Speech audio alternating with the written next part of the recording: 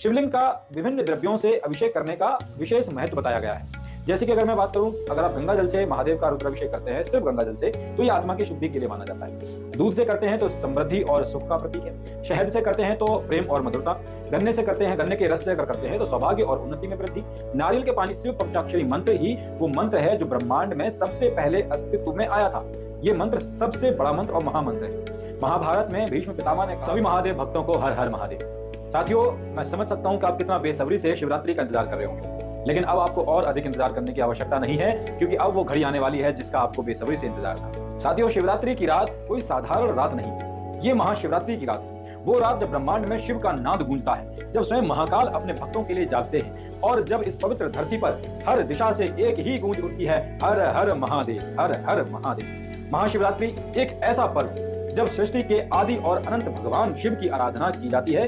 ये वो दिन है जब आदि अनादि साकार और निराकार अस्तित्व और शून्य सब कुछ एकाकार हो जाता है। ये वही रात है जब भगवान शिव अनंत ज्योतिर्लिंग के रूप में प्रकट हुए थे। जी हाँ साथियों, आज आपको बता दूं कि जिस शिवलिंग की आप पूजा करते हैं महादेव के स्वरूप में, वो शिवलिंग आज ही के दिन यानी शिवरात्रि के दिन प्रकट हुआ था। ब्रह्मा जी ने और विष्णु जी ने सर्वप्रथम शिवलिंग की पूजा की थी।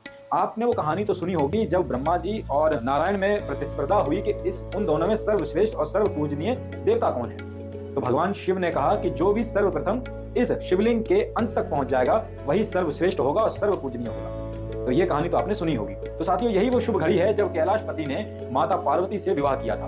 वेदों में कहा गया है, रुद्रस्य शब्दम यशस्वो जलेषु, यानी भगवान रुद्र के नाम का स्मरण मात्र ही जीवों को उनके पापों से मुक्त कर सकता है। ऋषि मुनियों ने इस दिन को मोक्ष प्राप्ति की रात भी कहा है, क्योंकि ये ब्रह्मांड की ऊर्जा से भी अधिक शक्तिशाली रात होती है। शिव पुराण के अनुसार इस दिन रुद्राभिषेक करने से भगवान शिव शीघ्र ही प्रसन्न हो जाते हैं। शिवलिंग का विभिन्न द्रव्यों से अभिषेक करने का विशेष महत्व बताया गया है। जैसे कि अगर मैं बात करूं, अगर आप गंगा जल से महादेव का रुद्राभिषेक करते हैं, सिर्फ गंगा जल से, तो ये आत्मा की शुद्धि के लिए माना जाता है। दूध से करते हैं तो समृद्धि और सुख का प्रतीक है। शहद से करते हैं तो प्रेम और मधुरता।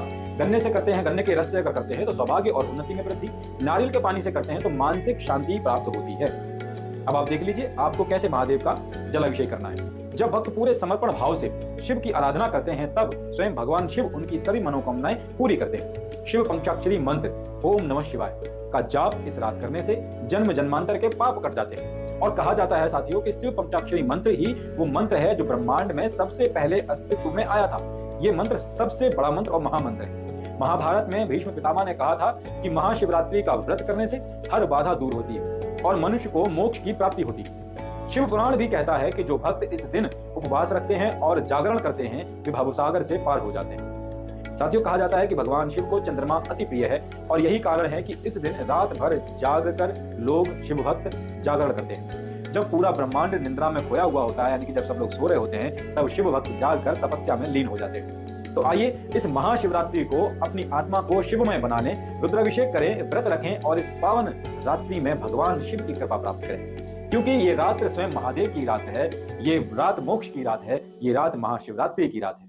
तो साथियों, अगर ये वीडियो पसंद आया हो तो अपने दोस्तों तक इसे शेयर करना मत भूलना, और चैनल पर पहली बार आए हो तो चैनल को सब्सक्राइब जरूर कर लेना, ताकि ऐसी ही वीडियो आपको देखने को मिलती रहे। हर हर महादेव।